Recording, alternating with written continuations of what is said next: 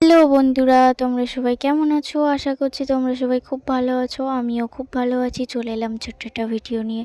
তো তোমাদেরকে বলেছিলাম যে আমাদের পাকা ঘর হচ্ছে, তো অনেকটা হয়েছিল। তো তারপর আর কিছুটা গাঁথনি করে ছাদ দিয়ে তারপরে কলম অবধি হয়ে রয়েছে। তো চলো তোমাদের আজকে ঘরটা ঘুরিয়ে ঘুরিয়ে ঘুরে ঘুরে দেখাবো যে কেমন কি হলো।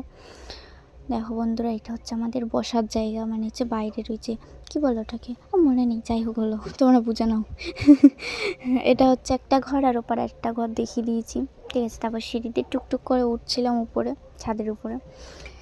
তো আমাদের এই ছাদটা না দুতলা হবে, মানে এই একটা একতলা ছাদের উপর উঠছি, তারপরে যে কলম দেওয়া না দেখছিলে নিচ থেকে, মানে দেখাচ্ছিলাম, ওই কলমের উপর আরও একটা ছাদ দেওয়া হবে, মানে আমাদের মোটামুটি দুতলা বাড়ি হবে আস্তে আস্তে করে, সেরকমভাবে করা হয়েছে। দেখো এখান থেকে ভয় লাগছিলো, এই দেখো দুতলার ছাদের জন্য সিঁড়ির মানে কি বলে ওটাকে, তক্তাও মারা হয়ে গেছে। আর এই দেখো আমাদের এখান থেকে ঠাকুরঘরটা দেখাচ্ছিলাম, তারপর আমাদের উঠোন দেখাচ্ছিলাম। আর ছাদের উপরে পুরো খোলা ছাদ, তো একদিকে ভয় লাগছিলো।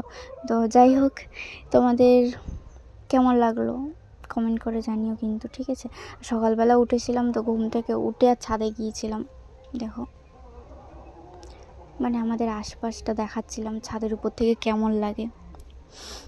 এটা হচ্ছে আমাদের রাস্তা, এখান থেকে গাড়ি টাড়ি যায়, মানে আমাদের একদম বাড়ির পাশেই রাস্তা। তোমাদের দেখিয়ে দিলাম তো বলো। তারপরে এই সাইড থেকে ঠাকুর ঘরটা আবার একটু দেখিয়ে দিচ্ছিলাম। তারপর দেখো আমাকে কেমন লাগছে, আমি ঘুম থেকে উঠেছিলাম, উঠে আর ছাদে গেছিলাম বলে আমাকে এরকম লাগছিল, পাগলি মাগলি। আমাকে খারাপ দেখতে, ভালো দেখতে না, যাই হোক। দেখো মানে ক্যামেরাটা আমার ভুল ধরা হয়েছিল, আবার একটু ঘুরিয়ে ঠিক করে ধরলাম।